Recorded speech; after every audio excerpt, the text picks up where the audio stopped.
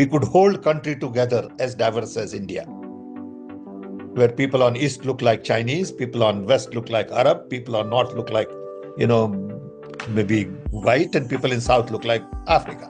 Doesn't matter. We are all brothers and sisters. We all respect different language. मेरा सवाल है और आप तेलुगु में बोलने के बाद मुझे जवाब देना।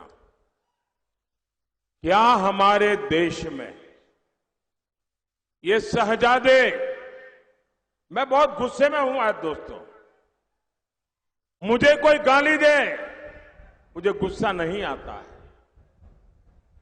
मैं सहन कर लेता हूं, लेकिन आज शहजादे के फिलोसोफर ने इतनी बड़ी गाली दी है जिसने में गुस्सा भर दिया है।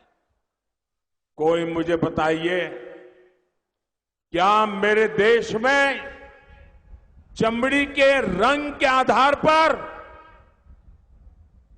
लोगों की योग्यता तय होगी? क्या चमड़ी के रंग का खेल शहजादे को किसने इजाजत दी है? संविधान सर पे लेकर के नाचने वाले लोग चमड़ी के रंग के आधार पर मेरे देशवासियों का अपमान कर रहे हैं।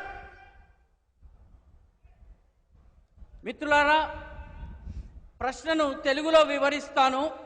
మన దేశంలో కూడా ఈ రాకుమారుడు ఎవరైతే ఉన్నారో, ఈ పెత్తందారుల పెద్ద కుమారుడు ఎవరైతే ఉన్నారో, ఆయన మీద నాకు చాలా కోపం వస్తుంది. నన్ను తిడితే నాకు కోపం రాదు, కానీ నా దేశంలో ఉన్నటువంటి అనేక మంది ప్రజలను, ఇక్కడ ఉన్నటువంటి వాళ్ళ చర్మం రంగుని పట్టి ఈ దేశపు రాకుమారుడి ఫిలాసఫర్, వారి యొక్క మార్గదర్శకుడు లండన్లో కూర్చుని, అమెరికాలో కూర్చుని తిట్టడము నాకు కోపం తెప్పిస్తోంది. మీరు చెప్పండి, ఈ దేశంలో చర్మపు రంగుని పట్టి యోగ్యతను నిర్ధారిస్తారా? జవాబు ఇవ్వండి. ఈ దేశంలో రాజ్యాంగాన్ని తమ నెత్తిన పెట్టుకుని తిరిగేటటువంటి వాళ్ళు చర్మం ఆధారంగా వ్యక్తుల గొప్ప హెచ్చు తగ్గులని నిర్ధారించడం సబబా? జవాబు ఇవ్వండి. शहजादे, आपको जवाब देना पड़ेगा।